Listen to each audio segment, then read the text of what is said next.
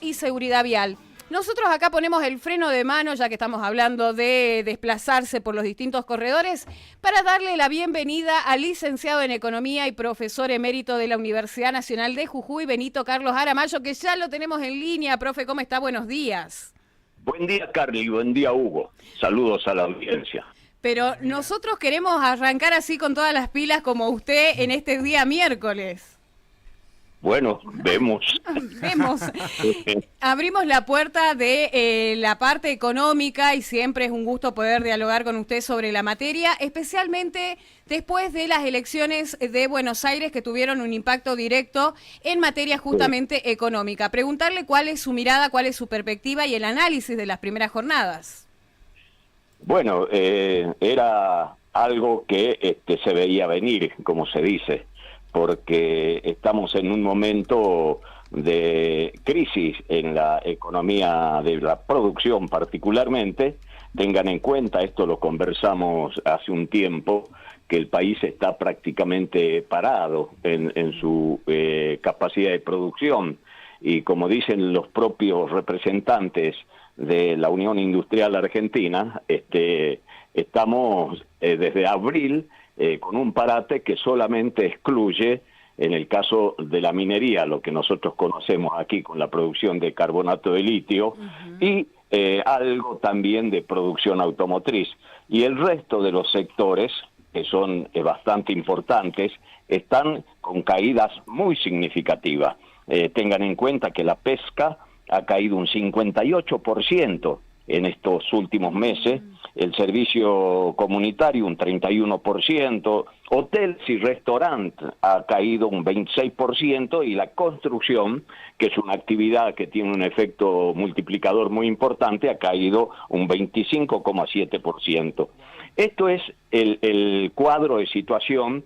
Está particularmente focalizado en la provincia de Buenos Aires. Tengan en cuenta ustedes que casi el 40% del producto y un poquito más se localiza en el territorio de la provincia de Buenos Aires, y particularmente en lo que se denomina AMBA.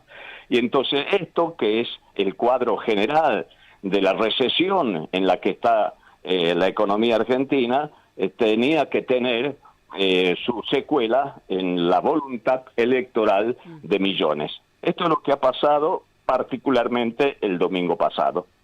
Y esto es lo que interesa a la hora de ver cómo sigue, porque si tenemos en cuenta de que el riesgo país se ha ido a 1100 y puede superar ese piso hoy o mañana, y también tenemos en cuenta que estamos en un momento en donde el gobierno necesita financiar la deuda con privados, ¿no? Tengan en cuenta que ha hecho una imposición, si se quiere decir, al sector financiero, al capital financiero, con el canje de las LEFI, que eran las letras de financiamiento, y los ha obligado a tomar otros bonos, para lo cual, dicho de forma rápida, los bancos están muy enojados, una parte, por supuesto, fundamental, con lo que han hecho en este sentido desde el Ministerio de Economía. Y al mismo tiempo el gobierno tiene que volver a buscar financiamiento, porque tiene que seguir pagando deuda con privados, ¿no? Por supuesto, de los bancos acabamos de decir algo, pero también tiene que pagar deudas con el ANSES, y tiene que encontrarse forzosamente con un cuadro de situación en donde los intereses por el riesgo país tienden a subir. Es decir, si quiere ir al mercado internacional, cosa que es bastante complicado, va a encontrar que los que pueden estar dispuestos a financiar le van a imponer tasas de interés acorde con este nivel del riesgo país. Y al mismo tiempo el gobierno tiene deuda en dólares.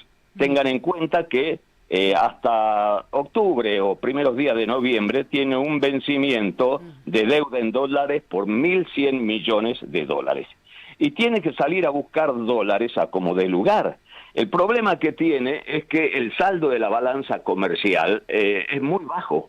¿Y por qué? Porque ya prácticamente no existe stock disponible como para que lo que se vende vía las empresas exportadores de granos y oleaginosa, muy escaso. Y entonces están mirando de qué manera van a buscar dólares en el mercado, ¿no?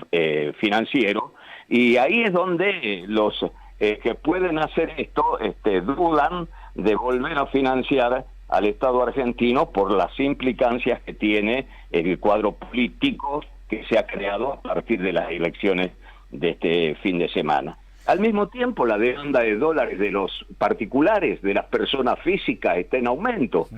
Cualquiera que tenga un mínimo de capacidad de ahorro, que no son muchos, pero existen en la Argentina sectores de clase media acomodada, podríamos decir, que pueden tener capacidad para comprar por mes 1.000, 2.000, 5.000 dólares, han hecho de que la demanda desde que se liberó el cepa está llegando a los 7.000 millones de dólares. Y entonces tiene un cuadro de situación bastante complicado, y esto es lo que preocupa, como para que hoy habrán visto los diarios, el ministro Caputo dice: tenemos que tener una política de transición hasta octubre. Quiere decir, octubre es las elecciones para elegir diputados y senadores a nivel nacional. Todo está pegado a este tipo de cuadro político. Y bueno, eso explica el porqué del voto, como ha sucedido, ¿no? Esto lo conversábamos el otro día. Las elecciones en la provincia de Buenos Aires indican de que el sector de La Libertad Avanza ha perdido una cantidad importantísima de votos. Si se suma lo que habían sacado después del balotaje en las elecciones generales de octubre, habían sacado más de 4,5 millones de votos, y ahora han sacado Libertad Avanza 2,700,000. Es decir, hay una sangría de votos que habían estado, lo que se llama el voto blando, del lado de Macri o del lado de Bullrich, y que se lo ha perdido por esta situación que hay particularmente en sectores de clase media baja, que se habían ilusionado, ¿no?, con la posibilidad de mejorar su situación si gobernaba Milei, y al cabo de 2 años miren lo que está sucediendo. Al mismo tiempo, sí. Quería hacer una pregunta. Usted está trazando un escenario, digamos, muy gráfico, muy detallado, de los problemas, y muy interesante, ¿no?, para entender esto. Y lo que le quiero preguntar es, con su conocimiento y con su visión de lo que está pasando, si usted sería el presidente Milei, ¿qué decisiones económicas tomaría para, en este momento y en este contexto, para mejorar un poco la situación de la gente? Y bueno, aquí hay un problema que tiene que ver con lo tan conocido que es la distribución del ingreso, Hugo. Es decir, estamos en un país donde se ha hecho un ajuste brutal, ¿no?, en las cuentas públicas. Hay que partir de la base de que el gasto público tiene, por ejemplo, mucho que ver con la ocupación si se trata del financiamiento de la obra pública. Claro. Eso desapareció prácticamente. Por otro lado, tiene que hay 60.000 empleados públicos que han sido despedidos, y eso también influye en una cantidad importantísima de gente, porque 60.000 empleados públicos, se imaginan ustedes lo que significa en la administración central, que está focalizada particularmente en lo que es la provincia de Buenos Aires por la cantidad de población que tiene. Y bueno, y si hay un cambio en la política de ingresos de la población, tampoco pueden seguir pisando las paritarias con un 1% mensual, cuando la inflación, que ellos dicen que es del 1.6, 1.8, veremos qué es lo que va a dar ahora el mes de agosto. Esto repercutió directamente en la voluntad de la población, y tampoco se dio el fenómeno de hace 2 años de que Milei captaba votos porque se simbolizaba en él la posibilidad de mejorar la situación, estabilizando, por supuesto, la economía en materia ¿no?, inflacionaria, y también captó votos con la idea de que estaba contra la casta, y que la casta era responsable de los sufrimientos populares.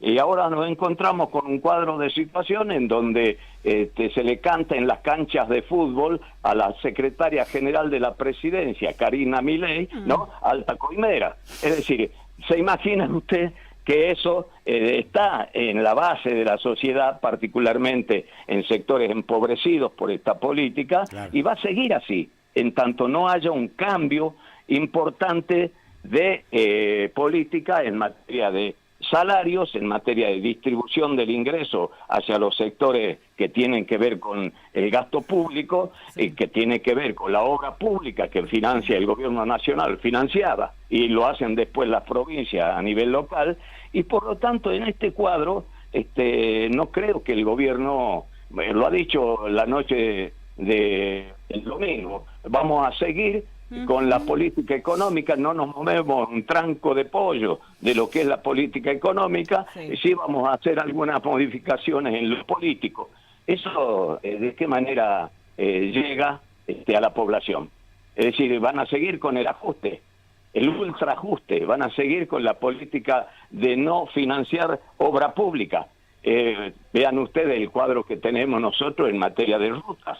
Es intransitable el país, que tiene que ver con el país productivo y con el país que se mueve con el turismo. Es decir, es una situación que si no hay un cambio significativo de orientación, se va a agravar el cuadro social y vamos a tener hacia octubre este resultado agravado probablemente, a menos que peguen un volantazo y en un mes modifiquen la política de ingresos de la población y tengamos mejora en las jubilaciones, mejora en los salarios privados, en los salarios públicos, y bueno, y las provincias estén en mejores condiciones de afrontar el gasto público. Profe, usted traía a colación el tema, la mirada, ¿no?, de la parte industrial, de la parte empresarial. Arrancábamos septiembre con un coloquio justamente en Córdoba por el Día de la Industria, y ellos también ponían sobre la mesa el tema de los juicios laborales. Por ahí mucho se habla del desempleo, mucho se habla de una crisis social en puerta también, esto de que la actividad no termina de recomponerse. Hablamos de exportaciones, pero también el tema de las importaciones, que dan un duro golpe porque nadie compra, nadie vende, y están incluso los supermercados alertas, ¿no?, porque cada vez se vende menos y se atiende menos gente y hay una incertidumbre latente. Hay un tema que poco se habla, el tema de los despidos y los juicios laborales, lo que refleja también para la economía de un Estado que tiene que, de alguna u otra manera, en algún momento, responder a esos juicios.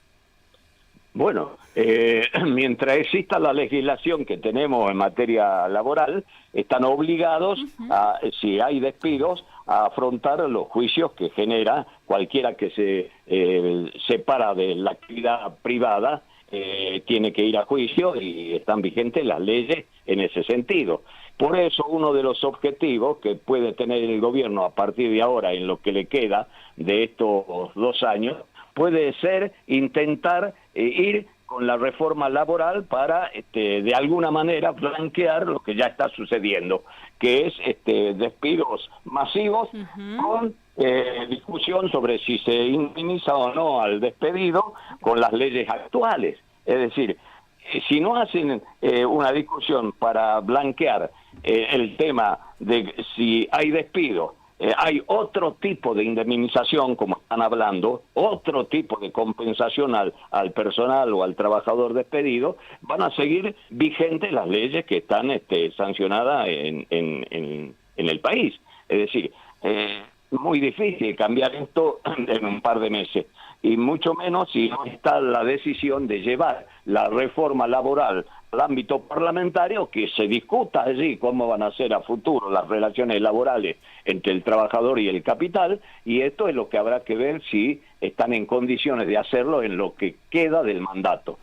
Ha habido editorialistas este fin de semana, algunos muy reconocidos, que han dicho de que podemos estar asistiendo a partir de octubre a lo que se conoce en el mundo como el pato rengo, que le sucede a todos los presidentes que llegan a la mitad del mandato, tienen estos problemas, estas dificultades, y se les hace muy difícil completar los mandatos que les quedan, 2 años en este caso, como para implementar políticas que estén acorde con lo que decían que iban a hacer hace 2 años atrás.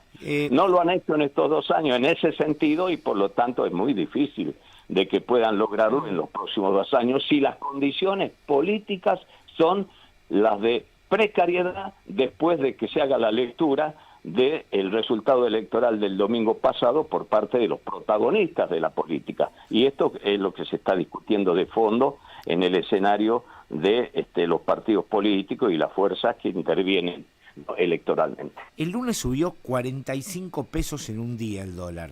¿Se va a trasladar los precios o vamos a seguir en esta situación en donde vemos que sube el dólar y no hay traslado de los precios? Mira, yo creo que el tema que está mejor controlado es el tema de la inflación, ¿no? Que tiene que ver con no la hay pesos recesión. en la calle. El grado de recesión del parate es tan grande que hace posible de que puedan mostrar indicadores de inflaciones que están entre el 1,5 y el 2. Y si la recesión se profundiza, se imaginan que no hay margen para que se les dispare la inflación, como uno pensaría que podría suceder, ¿no? Si habría una demanda mayor de bienes, donde la industria está remarcando, ustedes habrán visto lo que sucedió hace 20 días atrás, pretendieron mandar, ¿no?, las fábricas de productos de consumo masivo a los supermercados con aumento del 8 o 9%, se los rebotaron los propios supermercados, hubo presión del gobierno para que retrocedan y este es el escenario que tenemos hoy. No es el problema principal para el gobierno, porque dada la profunda recesión que estamos viviendo, que hemos dicho algunas actividades en crisis, es muy probable de que se mantengan los parámetros inflacionarios de aquí hasta octubre o hasta noviembre en los niveles en que tenemos en este momento. No ese es el problema. El problema principal del gobierno es que tiene que financiar la deuda, que tiene que hacer frente a tanto privado en el orden interno, en pesos, y también tiene que pagar deuda en dólares, como he dicho, hasta noviembre en una cifra bastante importante.